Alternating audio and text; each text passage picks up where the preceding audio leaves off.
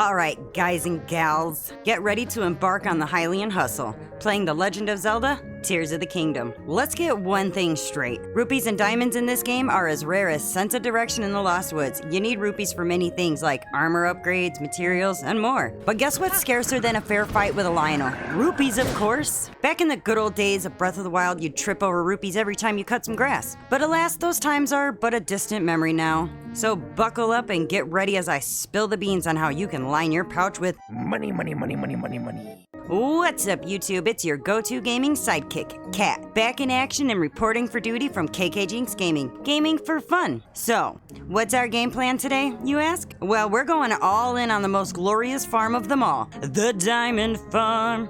Because you see, diamonds are the golden tickets we need to milk this rupee factory. Diamonds in Tears of the Kingdom are like the secret sauce in your gaming recipe, with a flavor profile that's more than just money.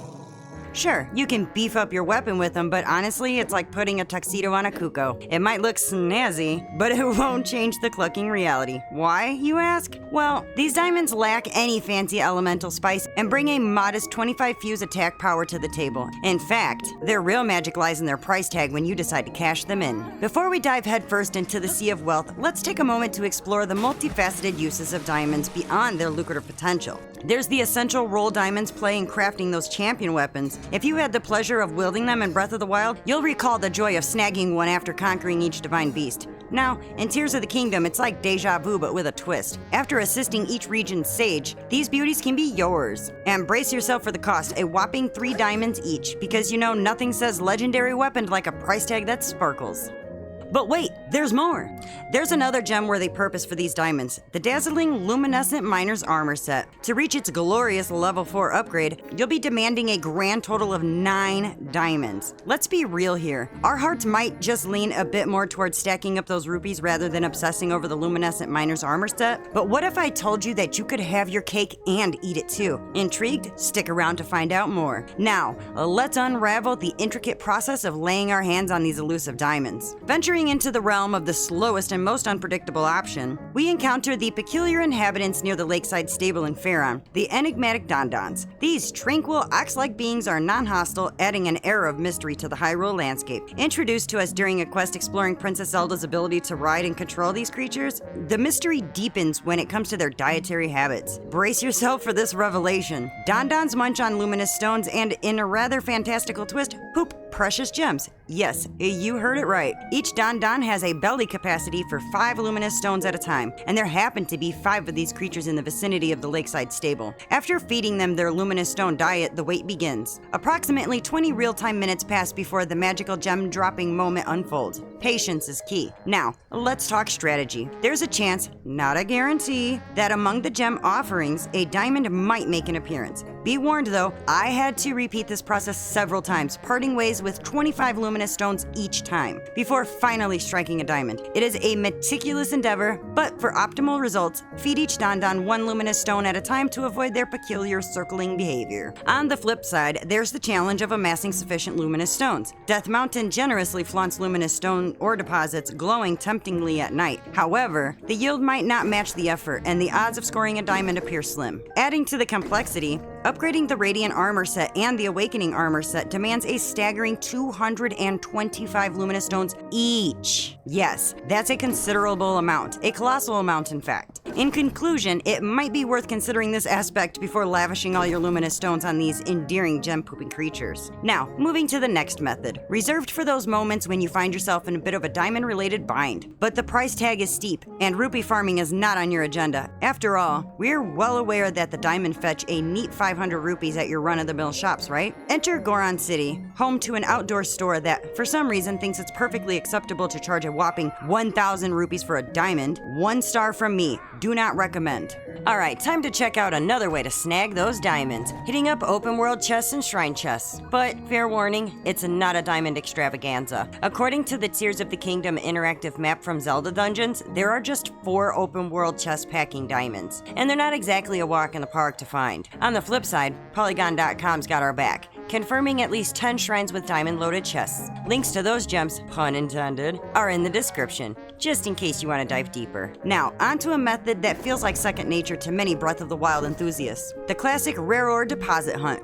When it comes to mountainous landscapes, the slopes are your best bet, with Death Mountain standing out as a personal preference for its efficiency. Tears of the Kingdom, however, offers a fair share of rare ore deposits tucked away in caves, providing a decent alternative, albeit a slightly slower pace. However, not every swing at an ore deposit guarantees a diamond drop. Fear not, for there's a crafty exploit that ensures that each rare ore deposit becomes a diamond-yielding treasure trove. It's a bit time-consuming and requires patience, but the trick is to save before pulverizing a rare ore deposit. If luck doesn't favor you with a diamond, simply reload and try again until the coveted gem graces your inventory. To make this process smoother, having a picture of the rare ore deposit and setting it as your sense target can significantly ease the hunt. And if you're feeling particularly adventurous, crafting yourself a fantastic flying machine adds a touch of efficiency, making the journey from deposit to deposit a breeze. Now, let's dive into the centerpiece, the method that stands as the undisputed bread and butter for diamond farming in Tears of the Kingdom. Brace yourself for the grand entrance of our favorite rocky companion, the rare stone talus. It turns out this colossal rock monster is not just a familiar foe, but the optimal option for these gleaming diamonds. According to the wisdom of the intraweb, the rare stone talus boasts an impressive 50% chance of dropping a diamond, and if the stars align, you might even snag two. In Tears of the Kingdom, there are a total of 14 rare taluses, and while some grace the surface, others reside in the depths.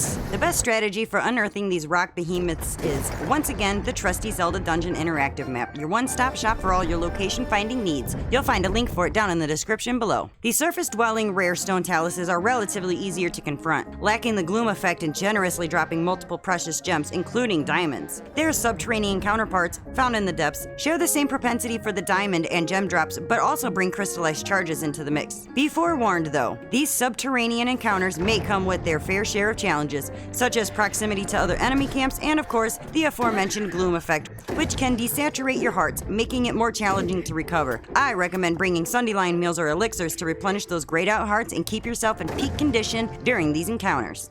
And here's a pro tip: employ the save reload trick with the stone taluses. This ensures each fight is worth it, as it's the only way to guarantee a diamond drop. Otherwise, you'd have to wait for them to respawn before trying again. They respawn with every blood moon, offering a swift route to amassing a decent diamond collection. For the actual combat, wielding a hammer, cobble crusher, or even a drop from the other stone taluses proves effective. As for my personal favorite, the blue-white Fox Fang. It works wonders. The stronger, the better. Should you find yourself unexpectedly grounded by the mighty talus, fear not. Climbing back up isn't your only recourse. You can ascend from beneath the behemoth or utilize a zonite device like a rocket or a spring, or even a bomb flower on your shield for a speedy recovery. If you don't know how to do the bomb flower jump, check the description below for the link. And if the ore is inconveniently positioned on the side rather than the top, elevate yourself for a bullet time maneuver. The aforementioned bomb flower jump or rocket method work wonders for bullet time as well. Either should do the trick. Attaching Gibdu bones to a multi-shot arrow is a swift solution. Now that you've uncovered the secrets of diamond gathering, let's talk about where to turn those sparkling gems into cold, hard rupees. While the standard rate for selling diamonds is 500 rupees at any shop or merchant, there's a shrewd Gerudo woman you'll find stationed outside an outdoor shop in Goron City. The one with an abundance of sapphires on display signals you that you're in the right place. Her name is Ramella, and she's not just your average gem enthusiast. She's also the mastermind behind the Amber Dealer side adventure. Ramella, with her keen eye for all things precious, goes through a specific gem buying routine. Initially, she'll start with 10 amber for 200 rupees, then 10 topazes for 1,000 rupees, followed by 10 rubies for 1,300 rupees, 10 sapphires for 1,700 rupees, and finally, the bread and butter, 10 diamonds for a staggering 5,500 rupees. Take note that this sequence only applies to the first time, and afterwards she may request rubies, topazes, sapphires, or diamonds in a random order. Keep in mind you can only sell what she's currently buying, and the transaction involves selling 10 gems at a time. However, Ramella sweetens the deal by offering a 10% higher price than any other shop or merchant. While it used to be possible to save before talking to her and reload if you didn't like what she was buying, this method appears to be patched now. Nevertheless, our primary goal here is to accumulate those desirable desirable rupees. All the gems fetch a decent sum of money, and the process of obtaining diamonds will likely leave you with a surplus of various precious gems. And if by some miracle this isn't enough rupees for you, go ahead and check out my other rupee farming video, where you'll require less patience to reap the rewards. I've gone ahead and provided a link down below in the description. So there you have it, the insider's guide to snagging diamonds and transforming them into a treasure trove of rupees. Now armed with this wealth-building wisdom, it's time to conclude our journey to becoming outright prosperous. And that, boys and girls, is where we call it a day. If you've enjoyed this video or picked up some new gaming wisdom, don't forget to power up this channel by smashing that like and subscribe button. It really helps the small channel up against the mighty algorithm. And for the latest intel, punch that bell right in the face so you're always in the loop when I drop fresh content. And if you're still not satisfied, check out the merch below. Until next time, keep gaming, keep laughing, and keep learning. With that being said, this is KKJinxx, over and out.